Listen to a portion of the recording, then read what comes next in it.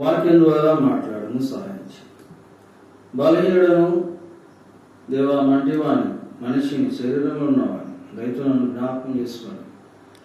మీ మరణ భూస్థాపన పునరుద్ధాన శక్తి నా మీద ఉంచి ఈ పరిశుద్ధాత్మతో నన్ను నింపండి.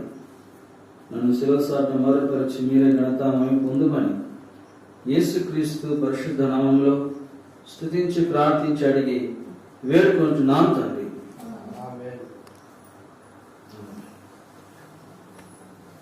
చదవబడిన భాగాల్లో ఒక వచనం చదువుతూ వచ్చాం. వాటిలో 2 మాటలు తీసుకుందాం. మరి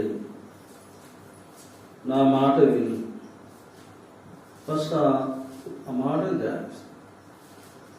నా మాట విని అని ఈ విధంగా దేవుడు చూడండి మానవుని అడుగుతూ ఉంటాడు, నా మాట వింటే మరి మీకు పరలోక రాజ్యం ఉంటుంది, నిత్యజీవం ఉంటుంది, మరి ఈ లోకంలో మీకు శాంతి సమాధానం ఉంటుంది, మీరు సంతోషంగా ఉంటారు, ఆనందంగా ఉంటారని చాలా విషయాలు యేసుక్రీస్తు ప్రభుల వారు ఈ లోకంలో ఉన్నప్పుడు చాలా సంగతులు వివరించాడు. ఇలాగ సువార్త పాటలు ఇంతవరకు పాడుతూ వచ్చాం. ఇలాంటి సువార్త సంబంధమైన మాటలు చాలా మాటలు యేసుక్రీస్తు ప్రభుల వారి భూలోకంలో జీవించినప్పుడు అనేక సంగతులు వినిపించాడు. ఆయన 2025 సంవత్సరం కిందట మరి దాదాపు 33.5 సంవత్సరంలో ఈ లోకంలో జీవించాడు. మంచి యవన ప్రాయంలో యేసుక్రీస్తు ప్రభుల వారు ఆయన శిలువకు అప్పగించుకున్నాడు. యేసు అనగా రక్షకుడు, క్రీస్తు అనగా అభిషేక్తుడు.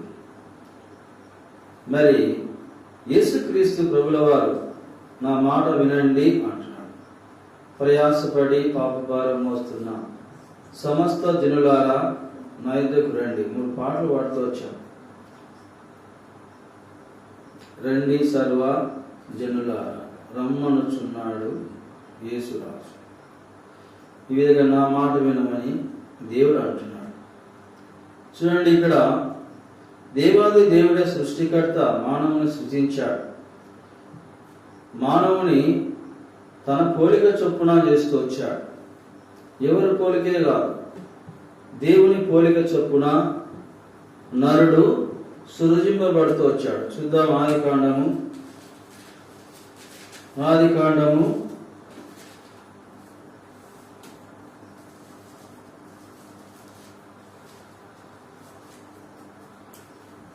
1వ అధ్యాయం, ఆదికాండం 1వ అధ్యాయము 27వ వచనం. దేవుడు తన స్వరూపమందు నరుణ్ణి సృజించెను. ఎవరి రూపం అంట? ఇప్పుడు మనం మనుషులంగా ఉంటున్నాం. ఈ రూపం ఎవరిది? దేవుడు. మన స్వరూపమందు మన పోలిక చొప్పున నరును చేదము. చూడండి, ఇక్కడ ఎవరో మాట్లాడుతున్నారు కదా, ఏకవచనమా బహువచనం? బాగా గమనించండి. పైన 26వ వచనం, నరుని చేయడానికి మరి కొంతమంది మాట్లాడుకుంటున్నారు. 26వ వచనం, దేవుడు మన స్వరూపమందు మన పోలిక చొప్పున నరులను చేదము. ఇక్కడ బహువచనం వాడబడుతూ ఉంటుంది. మన స్వరూపము మన పోలిక. తర్వాత 27వ వచనంలో దేవుడు తన స్వరూపమందు నరుని సృజించాడు. 26వ వచనంలో తండ్రి, కుమారుడు, పరిశుద్ధాత్మ దేవుడు వారు ముగ్గురు ఆ 26వ వచనంలో అంటున్నారు ఏమని? మరి నరుణ్ణి చేద్దాం. ఎలాగ చేద్దాం? మన మాదిరే ఉండాలి. చూడండి, మరి చక్కగా దేవుడు తన పోలిక చొప్పున నరును సృష్టించాడు. ఎంత ప్రేమ! తన పోలిక చొప్పున.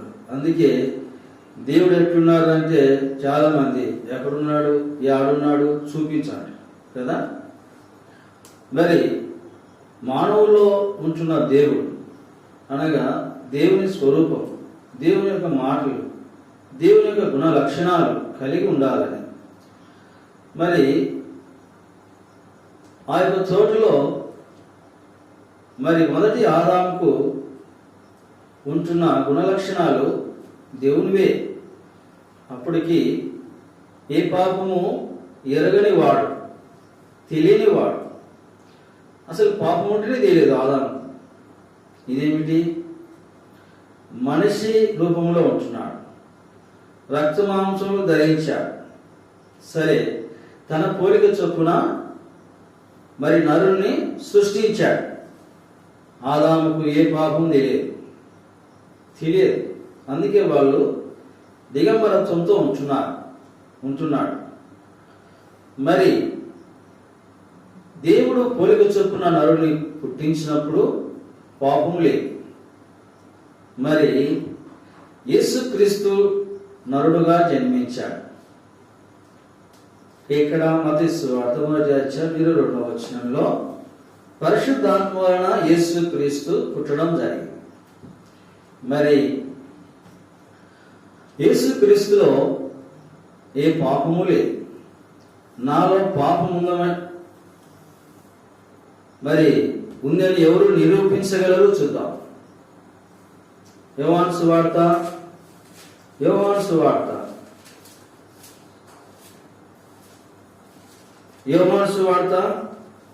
అధ్యాయం. యోహాను సువార్త 8వ అధ్యాయము 46వ వచనం. నా యందు పాపం ఉన్నదని మీలో ఎవడు స్థాపించును? చూడండి, సవాల్ విసిరాడు యేసుక్రీస్తు ప్రభులవారు. నా యందు పాపం ఉంటే ఎవరు స్థాపించగలరు? పాపం ఉందని సవాల్ వేసాడు. ఇంకా యేసుక్రీస్తు ప్రభు ఆయన రక్త మాంసంలో ధరించినప్పటికీ, అందుకే హెబ్రీయుల రాసిన పత్రికలో ఆయన నరుడుగా ఈ లోకంలో జన్మించాడు. తర్వాత హెబ్రీయుల రాసిన పత్రిక 2వ అధ్యాయంలో 14వ వచనం. కాబట్టి ఆ పిల్లలు రక్త మాంసములు గలవారనేందున ఆ ప్రకారం మరణం యొక్క బలము గలవారిని, అనగా అపవాదిని మరణము ద్వారా నశింపజేయుటకు జీవితకాలం అంతయు మరణ భయము చేత దాస్యములకు లోబడిన వారిని విడిపించుటకును ఆయన కూడా రక్త మాంసములో పాలివాడాయను. రక్తము మాంసంలో పాలివాడయ్యాడు. మరి యేసుక్రీస్తు యొక్క రక్తం వేరు, మానవుని యొక్క రక్తం వేరు. బాగా గమనించండి. రక్త మాంసములు ధరించిన వాడై, దీన్నే శాపగ్రస్తమైన శరీరం, పాప శరీరాకారం ధరించాడు. ధరించుట అంటే ఇప్పుడు వస్త్రాలు ధరించాం, అలాగా శరీరాన్ని ధరించాడు, రక్త మాంసములు ధరించాడు. కానీ పరిశుద్ధ రక్తం, అందుకే యేసుక్రీస్తు ప్రభుల వారు పరిశుద్ధాత్మ వలన పరిశుద్ధునికి పుట్టినవాడు. ఆయన రక్తం వేరు. మరి రక్త మాంసములు గలవాడుగా మన మాదిరి ఉంటున్నాడంటే రక్తంలో ప్రాణం ఉంటున్నాడు. మనిషికి ప్రాణం కావాలి కాబట్టి, మనిషి రూపంలో జన్మించాలి కాబట్టి, ప్రాణం ఉండాలి కాబట్టి రక్తం అవసరం. కానీ యేసుక్రీస్తు యొక్క రక్తం పాపము లేనిది, పావన రక్తం, పరిశుద్ధుని రక్తం, పవిత్రుడి రక్తం. ఆయనలో ఏ పాపము లేదు. మొదటి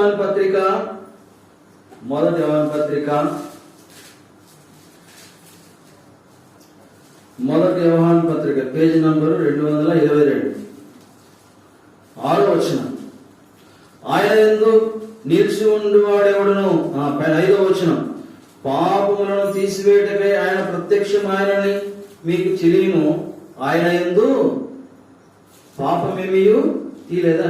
తీయండి, పేజీ నంబర్ 222, మొదటి యోహాను పత్రిక 3వ అధ్యాయం 5వ వచనం. పాపములను తీసివేయటకు ఆయన ప్రత్యక్షమాయనని మీకు తెలియదు. ఆయన యందు పాపమేమీ లేదు. అసలు పాపం అనేది తెలియదు. బాగా గుర్తుపెట్టుకోవాలి. చాలా మంది యేసుక్రీస్తు మనవలే భూలోకానికి వచ్చాడు, మన వలె తలంచుతాడేమో, మన వలె తలంచుతాడు, మన వలె ఊహించుతాడు, మన వలె అన్ని మన వలె. అది శుద్ధ తప్పు. మన వలె ఉండడు ఆయన. రూపం ఉంది కానీ స్వభావం, గుణము, పవిత్రత, పరిశుద్ధత, రక్తం వేరు. ఆ రక్తంలో పాపం లేదు, మన రక్తంలో పాపం ఉంది. ఇదే తేడా. అంతేగాని రక్తమాంసములు గలవాడే ఆయన వచ్చినాడు, ఆయన పాపం లేదు, అసలు తెలియదు. మీకు ఇంకా అర్థం కావాలంటే పసికందు పుట్టాడు, చిన్న పిల్లోడు పుట్టాడు. పుట్టి 1 గంట 2 గంటలైంది. పాపం అంటే తెలుసా? పాపాన్ని చూడగలడా? కళ్ళు అప్పుడప్పుడు తెలుస్తా, చిట్టా చూస్తుంటాడు. అది మీరు పసిబిడ్డల వారైతేనే గాని అన్నాడు. అందుకే పసిబిడ్డల వల్లే కావాలంట. పసిబిడ్డలు ఎట్లు చూస్తుంటారు? పాపాన్ని చూపించిన ఆటల రోజు కాళ్ళు మూసుకుంటారు, మళ్ళీ ఇట్లా ఉంటారు. ఏ పాపాన్ని చూపించినా ఆ పసికందు చూడలేడు. మీకు అర్థం కావాలని చెప్తున్నా. అటువంటి స్వభావం. ఈ విధంగా ఆ రక్తంలో చాలా తేడా. ఆయన రక్తానికి మన రక్తానికి. ఆయన రక్తమాంసములు గలవాడే పుట్టినాడు కానీ ఆయనలో పాపం లేదు. అస్సలు తెలియదు. చాలా మందికి ఈ రహస్యం తెలియదు. రక్తమాంసములు గలవాడే పుట్టినాడు కానీ మన వలె తలంపులు ఉంటాయని అనుకుంటుంటారు. అది శుద్ధత. మన వలె తలంపులు ఉండవు. కానీ ఒకటి, శ్రమ అంటే ఏమిటో, దుఃఖం అంటే ఏమిటో, తర్వాత నొప్పి, బాధ అనేది ఏమిటో అది మాత్రమే ఆ శరీరం ఎరుగును. దేవుని యేసుక్రీస్తు శరీరం. అంతేగాని మరి ఆకారం ధరించాడా కానీ స్వభావం వేరు.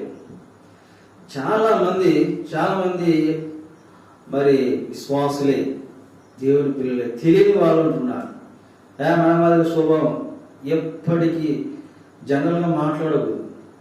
అందుకే నేను చాలాసార్లు కొంత ధ్యానించినప్పుడు మన వలె మన స్వభావం ఎందుకుంటుంది?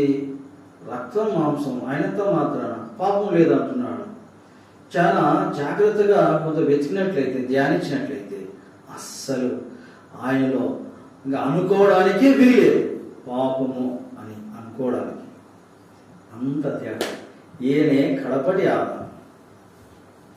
మొదటి ఆదాము కడపటి ఆదాము అంట. రెండో ఆదాము కాదు. రెండో ఆదాము అనకూడదు. రెండో ఆదాము అంటే మూడో ఆదాము ఉండాలి కదా. అందుకే గుర్తుపెట్టుకోండి.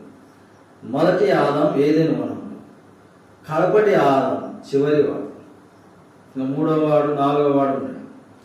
ఈ కడపటి ఆదాము ప్రభువు యేసుక్రీస్తు వారు. ఈయన ఏ పాపము లేని వాడుగా జన్మించాడు. ఏదేను తోటలో పుట్టిన మనిషి ఫస్ట్ పాపం అంటే ఆయన కూడా తెలియదు. ఎందుకంటే స్వభావము, పవిత్రత, పరిశుద్ధత అప్పుడు అక్కడ ఉంటూ వచ్చింది. ఎప్పుడు జారిపోయాడు?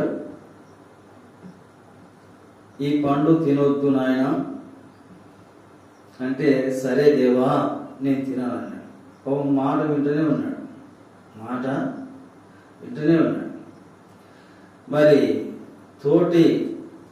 మరి సహాయం కావాలా, తోడు ఉండాలని చెప్పి పక్కటెముక తీసి స్త్రీని సృష్టించిన తర్వాత వారిద్దరు ఆ తోటలో ఉంటున్నారు.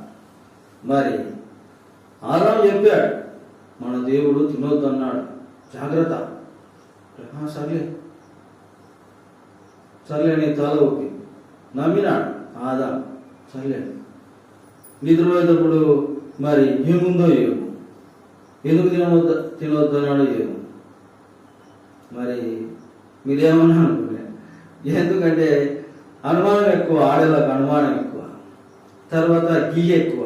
అందుకే ఆదాము నిద్రపోతా ఉంటే ఏమో ఆ చెట్టు మీద ఏమో ఆ పండు తింటే ఏమవుతుందో చూద్దాం అనిపోతే ఈ కథ అంతా తెలుసు కదా. ఇది జరిగిన చరిత్ర.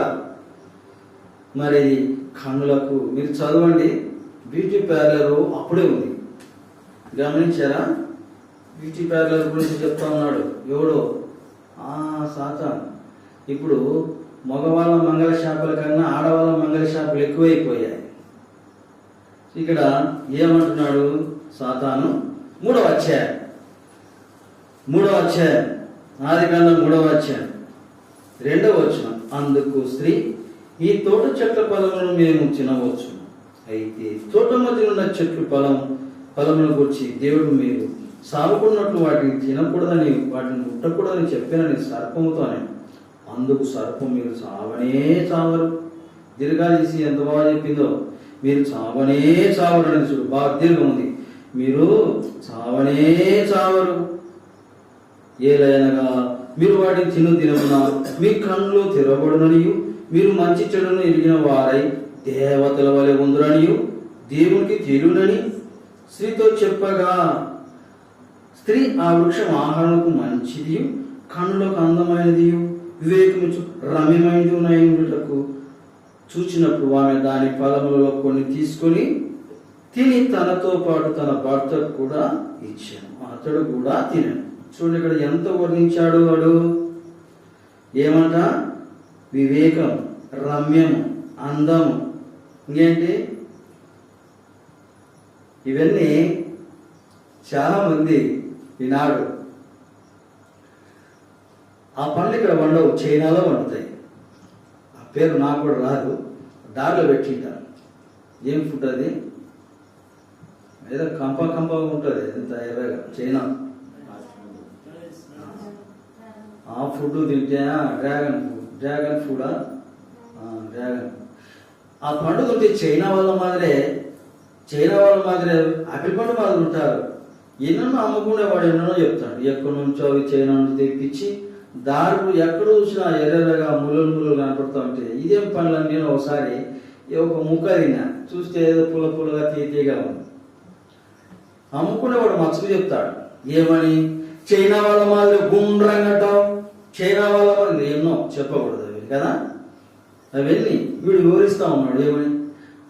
పండుతుంటే నీ కళ్ళు బాగుంటాయి, తర్వాత పెదవులు బాగుంటాయి, బుగ్గలు బాగుంటాయి అని ఏం చేస్తాడు వాడు? రమ్యము, అందం గురించి వాడు ఏం చేస్తున్నాడు? మాటలన్నీ చెప్తున్నాడు. స్త్రీ బలహీన ఘటం. కొన్ని మాటలు బాగా చెప్తే ఠక్కున లొంగిపోయే జీవితం, బలహీన ఘటం. అట్లనా అని ఏం చేసింది? తీసుకునే తినింది, భర్త కూడా ఇచ్చింది, ఆయన కూడా తిన్నాడు. కానీ మరి తప్పు ఎక్కడ జరిగింది? తినవద్దు ఆజ్ఞేశాడు. తినవద్దయ్యా అని ఆజ్ఞేశాడు. తినవద్దు అని ఆజ్ఞ అంటే మాట. ఆజ్ఞాపించాడు, మీరు తినొద్దు అని ఆజ్ఞాపం. ఏం చెప్పాడు? చేయొద్దురా, నా మాట విన్నాడు. ఫస్టే ఏదైనా తోటలో నా మాట వినండి, నా మాట వింటే మీరు బాగుంటారు. ఆ పండు తినొద్దు అంటే ఆయన మాట విన్నారా? వినలేదు. ఇదంతా ఎందుకు చెప్తున్నా అంటే, ఒక్క మాట వినకపోవడం ద్వారా పాపములో సర్వము పాపములో పడిపోయింది. అంతటితో వాళ్ళతోనే పోలేదు పాపం, కానీ అది ఒక గజ్జి తీట కరోనా వలె వ్యాపించింది.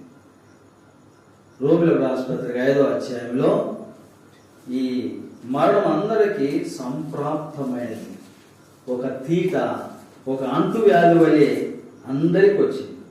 5వ అధ్యాయం రోమిలకు రాసిన పత్రిక 5వ అధ్యాయం 12వ వచనం. ఇట్లుండగా ఒక మనిషిని ద్వారా పాపం ద్వారా మరణమును లోకంలో ఏలాగు ప్రవేశించనో అలాగే మనుషులందరూ పాపం చేసినందున మరణం అందరికి సంప్రాప్తమైన. కింద పుట్టినోట్లో అందరి ద్వారా వ్యాపించాను. ఒక వ్యాధి వ్యాపించినట్టు ఒక తర్వాత ఒకరికి తర్వాత.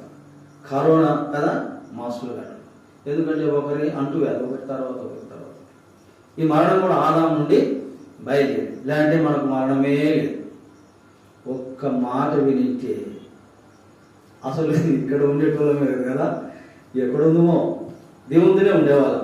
ఈ పాపము ఇవన్నీ యేసు ప్రభు ఈ లోకానికి వచ్చేది ఇవన్నీ లేకపోదు కదా. కేవలం నా మాట, ఓకే, నా మాట వింటే నీకు అన్నీ బాగా జరుగుతాయి. ప్రియ సహోదర సహోదరి, దేవుడు సాయంత్రకాల సమయంలో అందుకే 5వ అధ్యాయంలో 24వ వచనంలో ఒక మాట చదువుతూ వచ్చాను.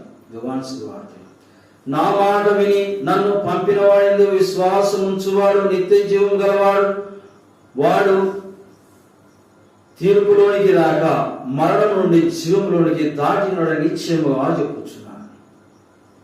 మాట వింటే, ఒక్క మాట వింటే పరలోక రాజ్యం. ప్రియుడా సహోదరా సహోదరి, నువ్వు ఎక్కడున్నా, ఏ మైకి శబ్దం ద్వారా ఉంటున్నా దేవుని యొక్క మాటలు ఇవి పరలోకం నుండి యేసుక్రీస్తు పరిశుద్ధాత్మ దేవుడు యెహోవా దేవుడు వినిపిస్తున్న మాటలు. ఇదేదో మైక్ శబ్దం ద్వారా ఏదో ట్యాప్ రికార్డర్ పెట్టి మరి వినిపిస్తున్నారేమో మీరు అనుకోవచ్చు. కాదండి, ఇవి ఇప్పుడిప్పుడే జరుగుతున్న దేవుని యొక్క మాటలు మీకు వినిపిస్తా ఉంటున్నాడు. ఏమని? ప్రజలారా, ప్రయాసపడుతున్న ప్రజలారా, నా యొద్దకు రండి, నేను చెప్పినట్టు వినండి. అందుకే యోహాను సువార్త 14వ అధ్యాయం 6వ వచనంలో యేసు చెప్పెను ఆయన చెప్తా ఉంటున్నాడు. ఏమని? నేనే మార్గమును సత్యమును జీవము. చెప్తున్నానయ్యా, నా మాట వినండి, నేను ఒక మార్గము, నా వెంట రండి, నన్ను పరలోక రాజ్యానికి తీసుకెళ్తాను. ఆయన చెప్తా ఉంటున్నాడు, ఆయన మాట వినాలి. ఎవరు వింటున్నారు? ఎవరు వినడం లేదు. వీరు ఇంతేలే చెప్పుకుంటూ పోతూ ఉంటారు. వీళ్ళు మరి యేసుక్రీస్తు యొక్క మనుషులు, వీళ్ళు మామూలు చెప్తా ఉంటారని. కాదండి, దేవుడు యేసుక్రీస్తు ప్రభుల వారు. ఆయన యేసుక్రీస్తు అందరి ప్రభు అని అపోస్తల కార్యములు 10వ అధ్యాయం 36వ వచనంలో రాయబడుతూ వచ్చింది. కనుక దేవుడు ఈ చల్లపుడున ఆయన నీతో చెప్తున్న మాటలు యేసు చెప్పాను. మరి నేనే మార్గం అంటున్నాను. ప్రియుడా, ఆయన చెప్తున్నాడు, ఆయన మాట వినాలి.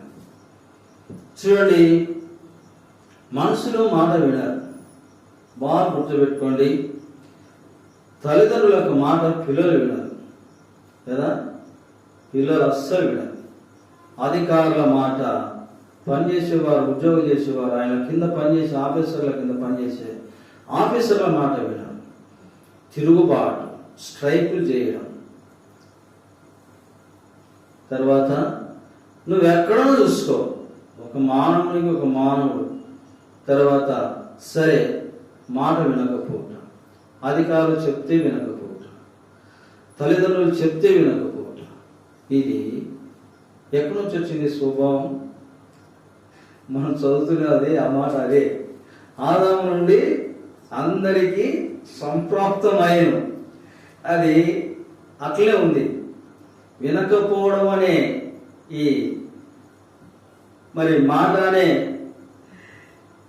ఈ పదం ఇంతవరకు అప్పటి నుండి ఏదైనా మన నుండి ఇంకా జరుగుతూనే ఉంది. మీరు బాగా గమనించండి, అప్పటి నుండి జరుగుతూనే ఉంది. నా మాట వినండి, తినవద్దు, నా మాట వినండి, రండి అంటున్నాడు. పాపులను రక్షించుటకు క్రీస్తు యేసు ఈ లోకమునకు వచ్చిన వాక్యము నమ్మదగినదియు పూర్ణ అంగీకారమునకు యోగ్యమైనది. పాపుల రక్షకుడు యేసు ప్రభుండు, పాపుల రక్షకుడు యేసు ప్రభుండు కదా. యేసుక్రీస్తు పాపుల రక్షకుడు. అందుకే ఆయనను నేను పాపులనే పిలవచ్చి అంటున్నాడు. మత్తయి సువార్త 9వ అధ్యాయం. వారితో కూర్చొని సుంకర్లతోనూ పాపులతోనూ కూర్చొని యేసు ప్రభు బోధన చేస్తుంటే, ఏమి యేసు ప్రభు పాపులతోనూ సుంకర్లతో కూర్చొని బోధన చేస్తున్నాడు అని వారు అడిగినప్పుడు, మరి ఆరోగ్యం గల వారికి వైద్యుడు అవసరం లేదు కదా, రోగులకే వైద్యుడు కావాలి. ఈ విధంగా నేను పాపులనే పిలవచ్చు తిని అంటున్నాను. కనుక ప్రియుడా సహోదరా సహోదరి, పాపులను యేసుక్రీస్తు పిలవడానికి వచ్చాడు. మీరు అనుకోవచ్చు, మరి మేమేం పాపులము కాదు, మేము మంచి వాళ్ళమని అనుకోవచ్చు. మేమేం పాపము చేయలేదని. జన్మతోనూ పాపులం. తల్లిదండ్రుల కలయిక ద్వారా పుట్టిన, రక్తం ద్వారా పంచుకొని పుట్టిన మనం మరి పాపపు రక్తం, తలంపుల క్రియలు, ఆలోచన ద్వారా పుట్టిన వాళ్ళం. అందుకే మనం ఫస్ట్లో ఒక మాట మాట్లాడుకుంటూ వచ్చాం. దేవుని రక్తము, పరిశుద్ధుని రక్తము, పావన రక్తము పవిత్రమైనది, పాపం లేదు. ఆ రక్తం ద్వారా ఫస్ట్ మరి ఏదైనా తోటలో సృష్టించాడు. కానీ మాట వినకపోవడం ద్వారా రక్తం మలినమైపోయినది, పాపం తెచ్చుకున్నాడు, మరణం తెచ్చుకున్నాడు. నరకానికి పోవాలని ఏం చేశాడు? దగ్గరికి వెళ్ళాడు. ఇలాగా మానవుడు చేసిన పాపం ఏమిటి? దీనికంతటి కారణము మాట వినకపోవటం. మనుషుల యొక్క స్వభావం అప్పటి నుండి ఇంతవరకు అలాగనే ఉంటున్నది, అలాగనే ఉంది ఇప్పటికీ. మరి ఒకరి మాట అంటే ఒకరు అస్సలు వినరు. ఎందుకంటే మొదటి ఆదాం యొక్క స్వభావంలో దేశమెల్లా ఉంటున్నది. చూడండి, ఒక దేశం చెప్తే ఒక దేశం వినదు. కొన్ని దేశాలు ఐక్యరాజ్య సమితిలో అన్ని దేశాలు మనం కలిసి ఉన్నామయ్యా, ఈ యుద్ధాలు ఎందుకు అని చెప్పి ఐక్యరాజ్య సమితిలో వారు పిలిచినప్పుడు కూడా కొన్ని దేశాలు వెళ్ళకుండా ఉన్నాయి. నువ్వు పిలిస్తే మీరు పిలిస్తే మేమేంది రావడానికి. ఒకప్పుడు ఐక్యరాజ్య సమితిలో అంతా మరి రౌండ్ టేబుల్ సమావేశంలో అందరూ కలిసి వారు ఆయా దేశాల వారు మరి యుద్ధాల గురించి వాడి గురించి అయ్యా వద్దు, అంత శాంతియుతంగా ఉండాలి, అందరూ బాగున్నామంటే అందరు వస్తున్నారా? కొన్ని దేశాలు రావు. ఒక మీటింగ్ పెట్టుకుంటారు, రాండి అందరికీ వాడి మీటింగ్ పెట్టేది మన మీద వచ్చేది. ఇలాంటి స్వభావం ఏది? మానవుని యొక్క స్వభావం దేశాలు కూడా అంటుకున్నాయి. ఒక దేశం పిలిస్తే ఒక దేశం పోనేపోదు. ఈ విధంగా మాట వినకపోవడం బాగా గుర్తుపెట్టుకోండి ప్రియుడా, సహోదరా, సహోదరి. మనం ఫస్ట్ నుంచి మాట్లాడే మాట ఇదే, మాట వినకపోవటం. చూడండి, ప్రాణం ఉంది మనిషికి, తెలివింది, జ్ఞానం ఉంది, ఆలోచించే వివేచన జ్ఞానం ఉంది, చదవగలడు, రాయగలడు. ఈ జ్ఞానంతో పైకి ఎగరగలడు. ఆకాశంకు చంద్రమండల యాత్ర అక్కడికి వెళ్తా ఉంటాడు. ఎంత జ్ఞానవంతుడు, ఇంత జ్ఞానం కలిగిన వాడు దేవుని యొక్క మాట వినుకున్నాడు. విచిత్రం ఏమంటే మానవుడికి దేవుని యొక్క మాట వినకపోవటం. చూడండి, ఎద్దు వింటుంది, గాడిద వింటుంది. చూద్దామా? యెషయా గ్రంథము మొదటి అధ్యాయం, యెషయా గ్రంథం మొదటి అధ్యాయము 3వ వచనం, పేజీ నంబర్ 568. యెషయా గ్రంథము మొదటి అధ్యాయం 3వ వచనం, 2వ వచనం నుంచి చూద్దాం.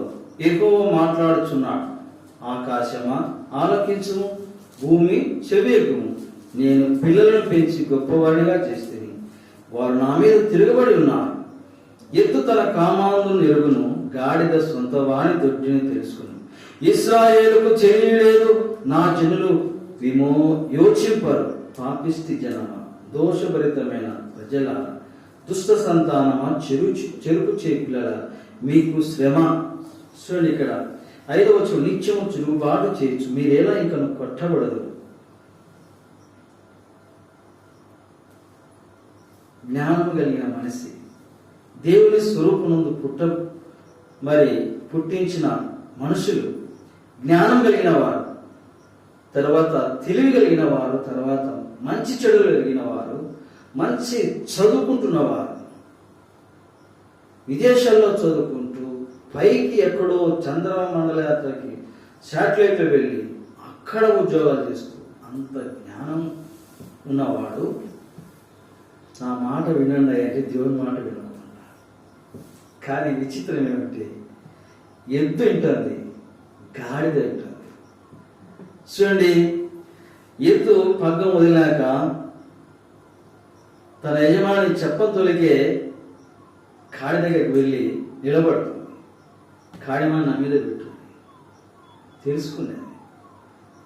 చూడు ఎంతో బాగా దేవుడు, ఎద్దు తన కామందు నిరుగుదును, గాడిద సొంతవాని దొరుకు. చూడండి, గాడిద మరి వాళ్ళు ఇప్పుడంటే బండ్ల మీద పోతున్నారు, ఏడికి బట్టలు వచ్చుకొని. ఇప్పుడన్నీ ఆటోలు, అప్పే ఆటోలు, బండ్లు ఉన్నాయి, గాడులు లేవు. కానీ నేను చిన్నతనంలో చూస్తూ వచ్చాను, గాడిదలు బట్టలు వేసుకుంటూ ఆ వాటి మీద వదిలిన బట్టలు వేస్తారు. తర్వాత వాటిని శుభ్రపరిచి మళ్ళీ ఏటి నుంచి తీసుకొస్తారు. ఆ గాడిద చెప్పిన మాట ఉంటుంది. బట్టలు ఉతికేంత వరకు ఇక్కడ ఉండాలన్న దానికి తెలిసిపోయింది. తర్వాత ఉతికిన తర్వాత అన్ని మీద వేసుకొని ఇంటికి పోవాలా తెలుసా? అక్కడే ఉంది యజమానునికి లోబడి యజమాని మాట విని తన దొడ్డి చేరుకుంటున్నాడు. సరే, ఎక్కడ తిరిగి వచ్చినా గాడిద ఊరంతా తిరిగి వచ్చిన సాయంత్రం కల్లా ఒక రంకె వేసి నేను వచ్చినా అని చెప్పి ఇంటికి వచ్చినా అని చెప్పి గాడిద సిగ్నల్ ఇచ్చి ఇంటికి వస్తారు.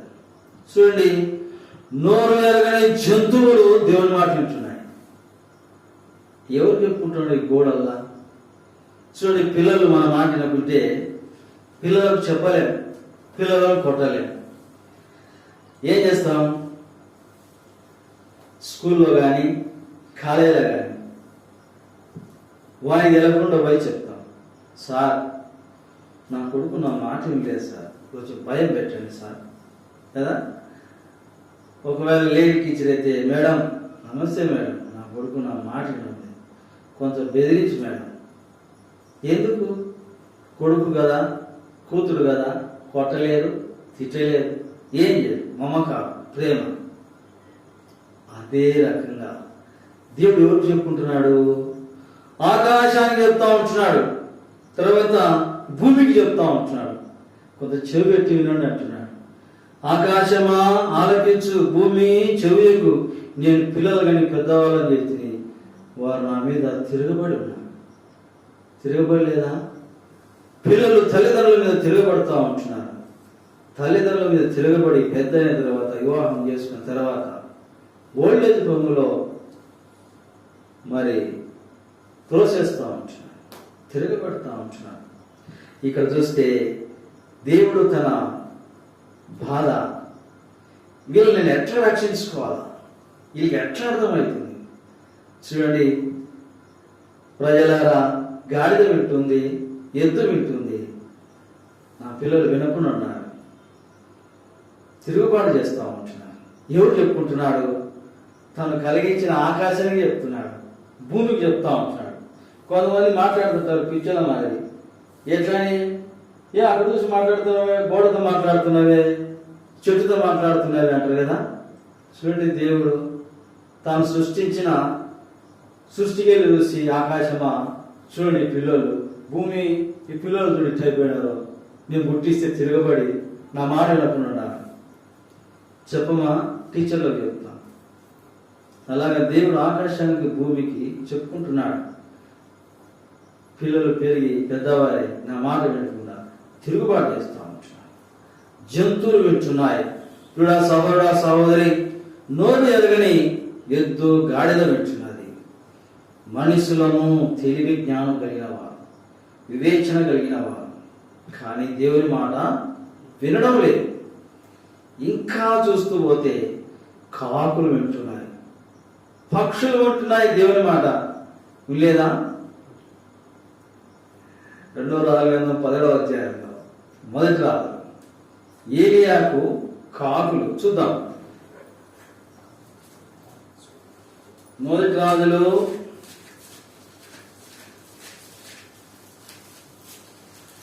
10వ అధ్యాయం, మొదటి రాజులు 17వ అధ్యాయము 2వ వచనం. అంత చదవడానికి సమయం సరిపోదు. 2వ వచనం, పిమ్మట యెహోవాకు అతనికి ప్రత్యక్షమై, నీవు ఈ చెట్టు నుండి తూర్పు వైపునకు పోయి యొర్దాను నాకు ఎదురుగా ఉన్న కెరీతు వాగు దగ్గర దాగి ఉండము. ఆ వాగుని నీవు త్రాగుదువు. అచ్చడికి నీకు ఆహారం తెచ్చినట్టు నేను కాకోలములకు ఆజ్ఞాపించుతుని అతనికి తెలియజేయగా, అతడు పోయి యెహోవా సెలవు చొప్పున యొర్దానుకు ఎదురుగానున్న కెరీతు వాగు దగ్గర నివాసం చేశాడు. అక్కడ కాకోలములు ఉదయమందు రొట్టెను మాంసమును, అస్తమయమందు రొట్టెను మాంసమును అతని యొద్దకు తీసుకొని వచ్చుచున్నాడు. అతడు వాగు నీరు త్రాగొచ్చు వచ్చాను. పీడ, ఏం ఆశ్చర్యం! ఉదయము సాయంత్రం. కాపులారు ఎక్కడున్నారంటే, ఎస్ సార్, కాపులని సమావేశమే వచ్చి దేవుడు పిలుచారా పోదాం పడేది. చూడండి ఎంత కాకోలములకు ఆజ్ఞాపించి తిని మనిషికి ఆజ్ఞాపించితే తోటలో మాట వినకప్ప. కాకులకు ఆజ్ఞాపించింటే కాకులు విన్నాయి, కళ్ళకు నీళ్ళు. నేను ధ్యానించేటప్పుడు కళ్ళకు నీళ్ళు వస్తున్నాయి. ఒక్క మనిషి వినలేదు, కాకులు వింటున్నాయి. కాకులు ఆజ్ఞాపిస్తే కాకులు వచ్చి నిలబడి, ఇదిగో అక్కడ వాగు దగ్గర ఉన్నాడు, నా ప్రవక్త ఉన్నాడు, జాగ్రత్త, మీరు తిన్నారో మధ్యలో గొంతుకాయ కట్ చేస్తారు, జాగ్రత్త. కాకులకు రొట్టె అన్న తర్వాత మాంసం ముక్కలు చాలా ఇష్టం కదా, గబ్బగిలో మింగేస్తుంది. కానీ పాపం దాన్ని కొరకలేక తినలేక ఎంత మరి ప్రయాసపడి ఉంటారు కదా. చాలా జాగ్రత్త. చూడండి, అక్కడ కాకోలములకు ఆజ్ఞాపించి తిని. ఇప్పుడు ఉండేది ఏ వాళ్ళ దగ్గర ఒక కాకి తీసుకుపోతే ఎంత తీసుకుపోతుంది? ఒక చిన్న ముక్క తీసుకుపోతుంది కదా, అంత ముక్క తీసుకుపోతుంది. ఇంకెక్కువ లావు పట్టలేదు కదా. మరి మనిషి ఎంత తింటాడు? అమ్మాయి తింటాడు మాంసం, ఒక రొట్టె అన్న తింటాడు కదా, 2 రొట్టెలు. ఒక్కో సగం సగం తుంచేసిన ఒక 10 కాకులు కావాలా. బాగా గుర్తుపెట్టు, ఓ 10 కాకులు కావాలా. కాకులు ఎప్పుడు అంటే కాకుల నుంచి దేవుడు పిలుస్తున్నాడు, పొలం పాడాను. ఉదయం సాయంత్రం కాకోలములకు ఆజ్ఞాపించి తిని. చాలా ఉండరు, అస్సలు బుద్ధి లేదు మనకు అన్నట్లు ఉంటుంది. మనకు అస్సలు బుద్ధి లేదు, జ్ఞానం లేదు. నోరు లేదు కానీ జంతువులు వింటున్నాయి, పక్షులు వింటున్నాయి, మనుషులు వినకున్నారు. నా మాట వినండి, నా మాట విని నన్ను పంపిన వాడిని విశ్వాసం ఉంచితే నీకు నిత్యజీవమయ్యా అని చెప్తుంటే మాట వినకపోతాం. కూడా సహోదరా సహోదరి, మనం ఇంకా చూస్తూ పోతే చూద్దాం. ఒక మాట చూసి ముగించేస్తాను.